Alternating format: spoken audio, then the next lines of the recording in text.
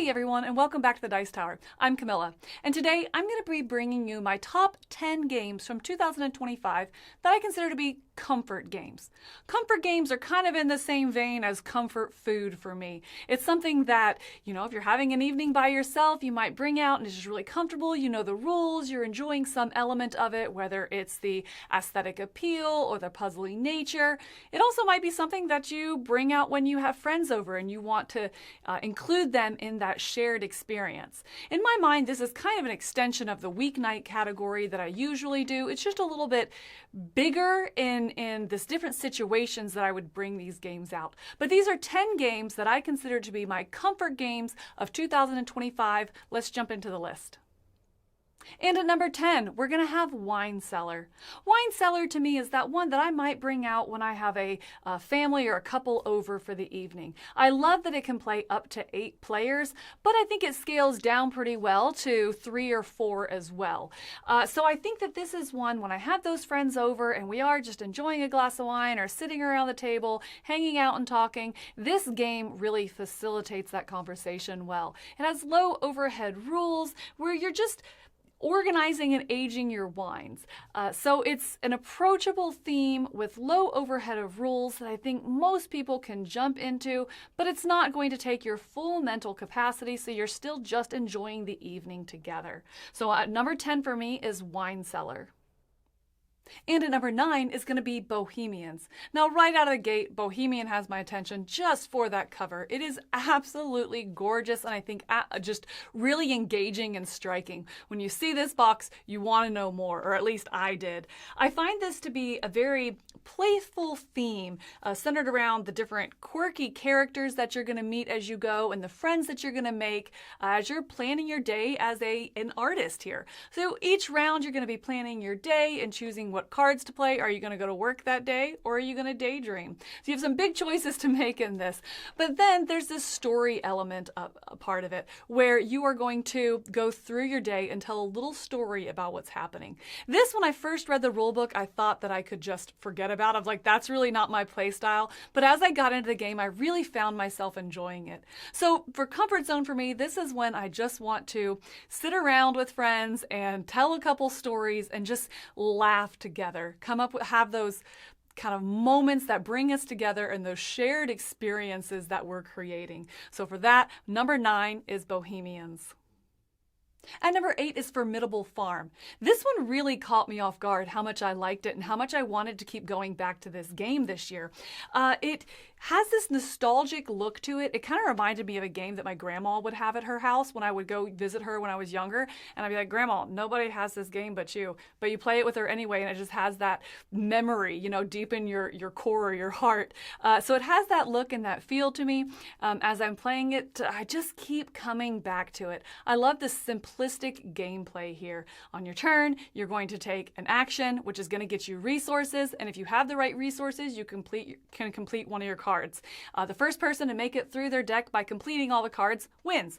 That's it. So it's very simple, very easy gameplay to explain, to get into, and kind of almost relaxing. Just has a great cadence to it. So this is that comfort game that I would play with 2 to 4 players in just that passing time kind of game that I would pull out in those situations. So number 8 for me is Formidable Farm.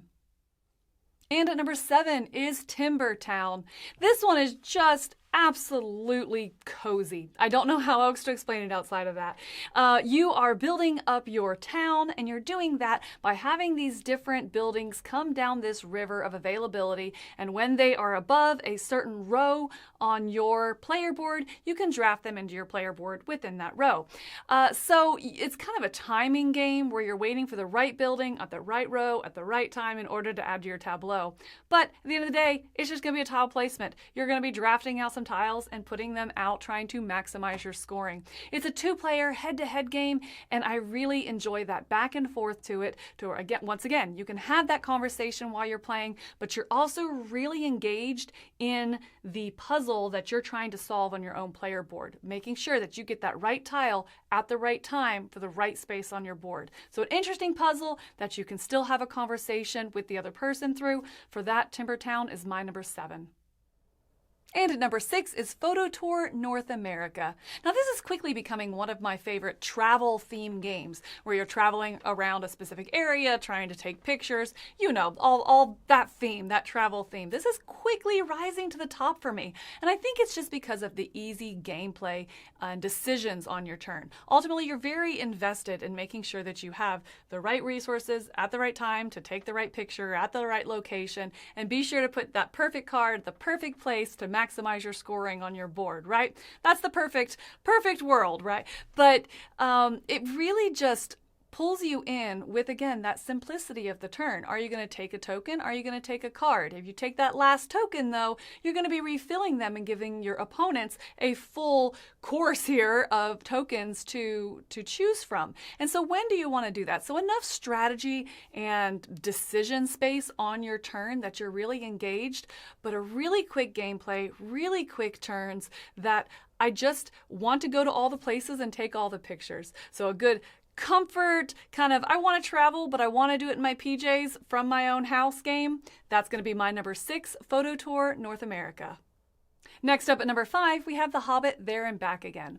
What I really love about this is you get to play in Tolkien's world here. You know, The Hobbit, The Lord of the Rings. You get to go here to Middle Earth and play through the Hobbit stories, but not have the epic battles. Now, don't get me wrong. I really love these big epic battles, storytelling games, really immersive and highly thematic. But sometimes, again, you just want that comfort. You just want to sit back. You already know the story. You already know the big battles. You just want to enjoy it and relive it. And this roll-in right here feels just like that. It captures the storybook and the warmth of Tolkien's books and of The Hobbit, without having to go through all the overhead of the rules. I also think that it's great that it has so much variability in the different maps. Each night you sit down, you can choose which map you want to play. Tonight, do you want to play a path building game? The next day, do you want to do a polyomino one? So you have some flexibility of how you're going to use this game as well to serve the purpose. The characters are going to be familiar. There's going to be low overhead of rules, which are actually included right in the book that you're playing, and it's going to have extremely minimal setup and teardown. So this is one that you can get to the table quickly, enjoy that beloved story that you've read a couple times. For that, I really enjoy the Roll and Write, The Hobbit There and Back Again, which is my number 5. At number 4, I have A Place for All My Books. I am loving this game solo, and that's coming from somebody that doesn't play a whole lot of solo games. This comes out of the gate and lets you know it's a cozy game. But I want to be clear that I think that this is more of a comfort game because it's more puzzly than you might think just by reading the box. I enjoy that puzzle. I do find it to be really interesting what you're going to do on your turn. You know, you're at your house here and you have to go through and organize your books and get your energy up, your social energy full, so that you can go to town and take actions to get additional books to bring home and organize on your bookshelf.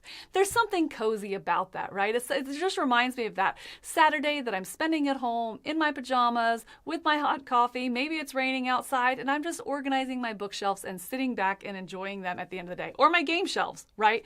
Same thing. So I really enjoy this one. I think it has an interesting puzzle that I always like to piece together, trying to really maximize getting as many objectives as I can, trying to beat that AI opponent. It's good with people too. I don't want to scare you off there, but me personally, I'm loving this one solo. It just kind of fits into that comfort zone of organizing my books. So for that solo adventure where I just want to organize some stuff and feel good about myself, I like to play A Place for All My Books. And number 3 is Pond Escape.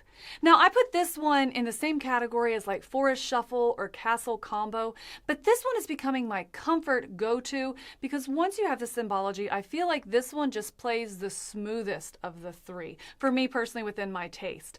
I really enjoy building out your tableau and trying to get these frogs to score off each other and maximizing that, but I feel like you have very low stress gameplay with some gentle interaction between the players.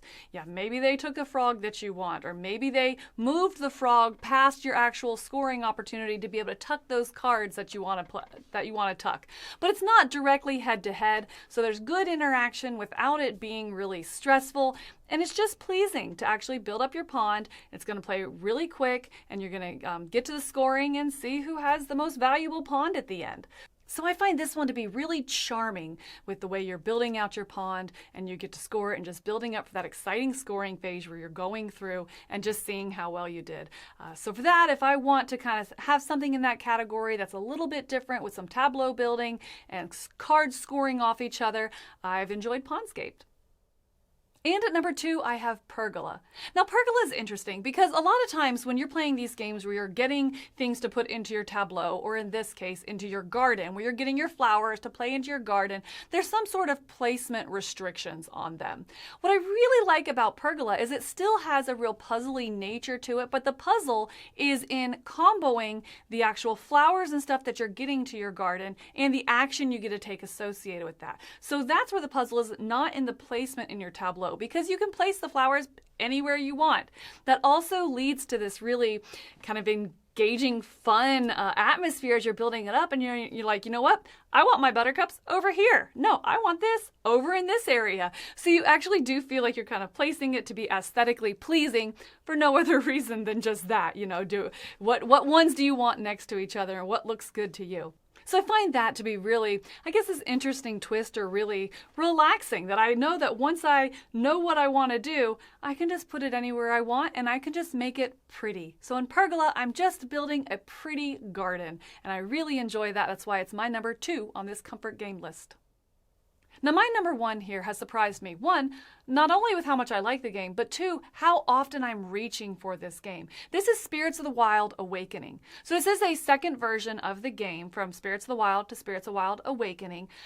They've given you more cards and then more animals that you can use for the scoring ability. So just kind of giving you more variability in this box. But the production is fantastic. I find this to be kind of a meditative gameplay as you're playing. It is 2-player only, so you are direct head-to-head with another person in which you're trying to get these different stones in order to complete your animals, which have different ways that they're going to score off each other. I love the pacing of this game, that it is back and forth between the two people playing, but it doesn't feel overly competitive. So it has this nice cadence back and forth where you're getting each other's way a little bit, trying not to set them up with a great turn, but also really focused on what you're doing to try and complete as many animals as possible and look for those special combos back and forth.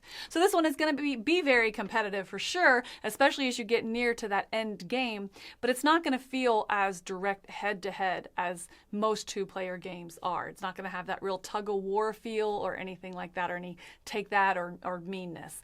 So I really like that, and I think that's unique in a 2-player game, that it can be so tight. As it gets close to the end, you really feel the tension kind of ramp up, but not in a mean way. So this is just a soothing, at home, you and one other person, you know, on an evening, maybe even first thing in the morning, waking up. It's just so variable in the situations that I would reach for this game. I mean, at this point, it's becoming one of my most played games of 2025, and I just keep reaching for it as that, sure, why not? Let's do another one. And that's really unique because it doesn't have a whole lot of theme in it. It is very well produced and very pretty, but I think the quick gameplay, that competitive nature without it being really nasty, it's just an easy pull in so many different situations. And so for that, it is my number 1 comfort game of 2025. And that's going to be it. There we go. My top 10 comfort games of 2025. Thank you for joining me here on this list. What games have you been enjoying? Do you find yourself reaching for in those situations, those nights that you just want some comfort food, or a game to kind of facilitate the mood and the vibe that you're going for, that comfortable evening or early morning? Let me know down in the comments below, and we'll see you next time. I'm Camilla. Thanks for joining me here at the Dice Tower.